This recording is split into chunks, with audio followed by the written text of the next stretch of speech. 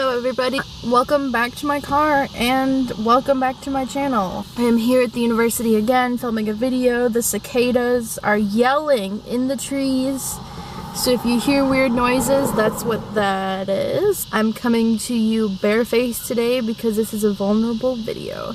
And I just decided to do a little snake braid and just kind of at least do something with myself. I don't know. But tomorrow I am getting on an airplane. Hey, there's no need to yell. And I figure this would be a good time to talk about airplane anxiety and how I deal with it and what my story is compared to how a lot of other people have airplane anxiety, and then just like some things that might help you deal with it. So let's talk about it, let's share our stories, and yeah. I'll just start with what kind of started my airplane anxiety. Before this time I'm about to tell you, the first time that I ever went on an airplane was when I was little with my family, and I don't even remember it. But the first time that I went by myself, I was traveling to see my long-distance boyfriend at the time. He's still my boyfriend, but my long-distance boyfriend, Zach, he lived in New Orleans, I lived in Michigan. And I was traveling to see him for the first time. He had already come to visit me previously to that twice. But I was traveling to see him and I had booked the flight in late summer. I was traveling by myself. I was 17 years old. Plenty old enough to travel by yourself. And I booked the flight, I just booked the cheapest flight because we were poor. Like, we just didn't have that much money, so I just booked the flight that was the cheapest, and that was, God, I don't even remember. It was like it wasn't Delta.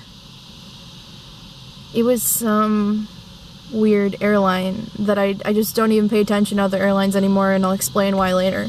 But it was some airline that like charges you for bags, for checking bags, so you have to bring everything with you on the plane if you don't want to pay extra. I flew from Detroit to Atlanta, and then I had a stop in Atlanta, and then I was supposed to fly from Atlanta to New Orleans. When I got to Atlanta, I went to the gate that was on my boarding pass. I waited for a few minutes, and then it turned out to be the wrong gate.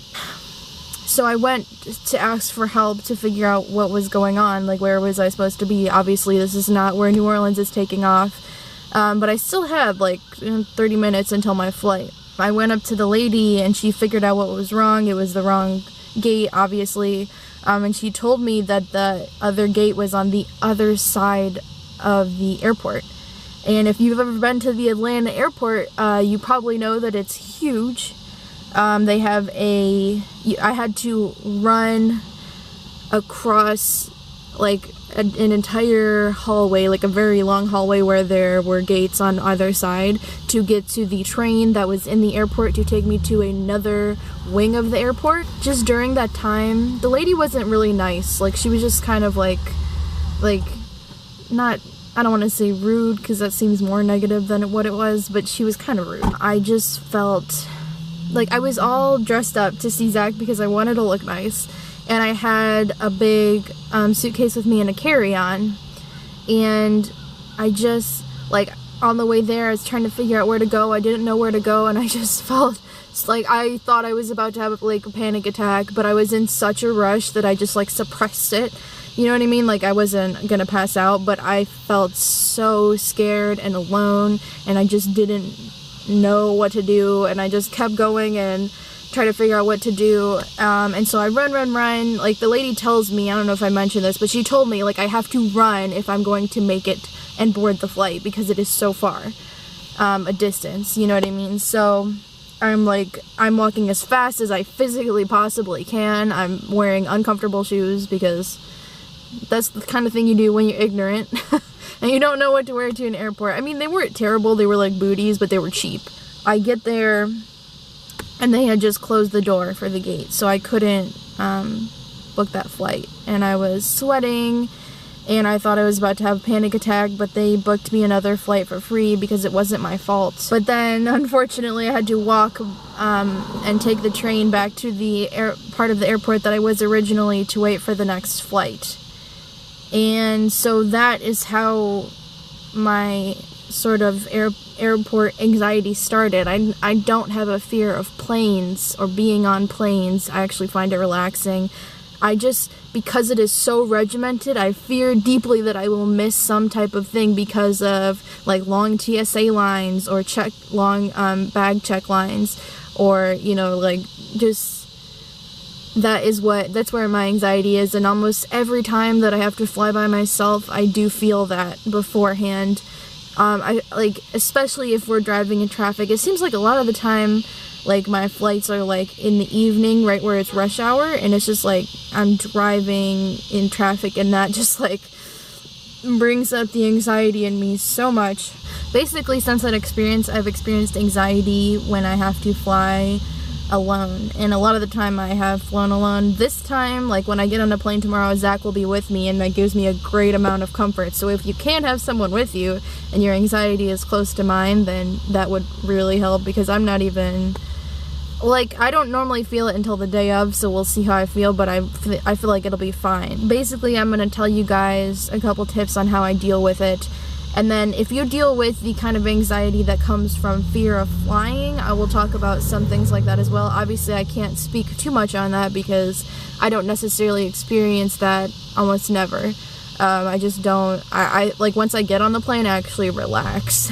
So one thing that really helps me to feel better is to plan everything like to the T as much as you possibly can. So the day before, have everything packed. I don't have that done today. That's funny. But I'm going to finish packing today.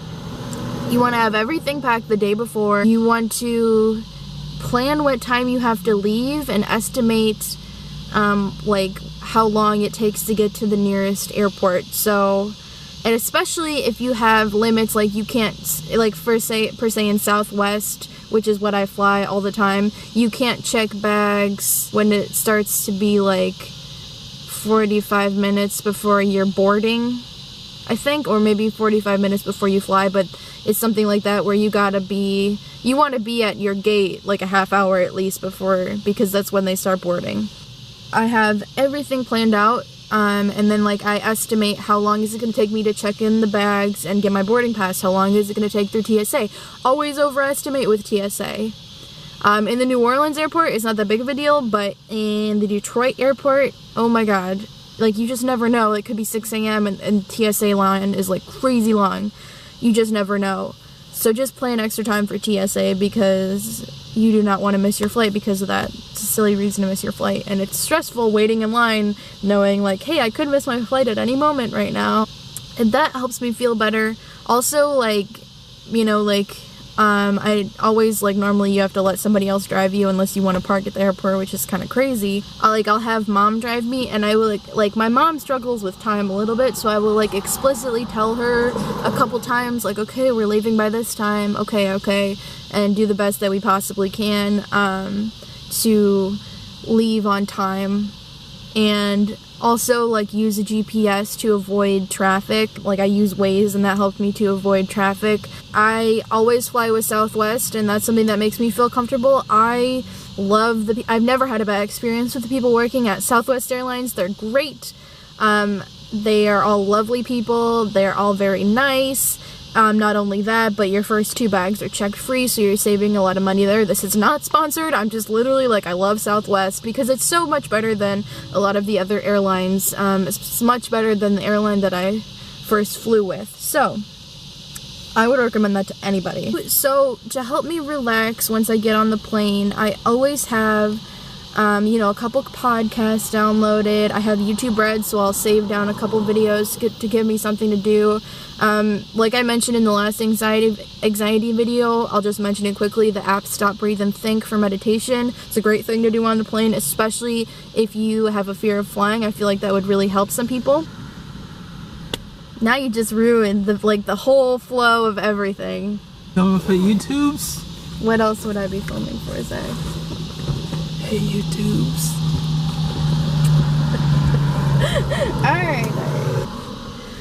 like I said, you can download that app, Stop, Breathe, and Think, like I talked about in the list. I do a ton of meditations when I'm on the plane. I think it helps me relax.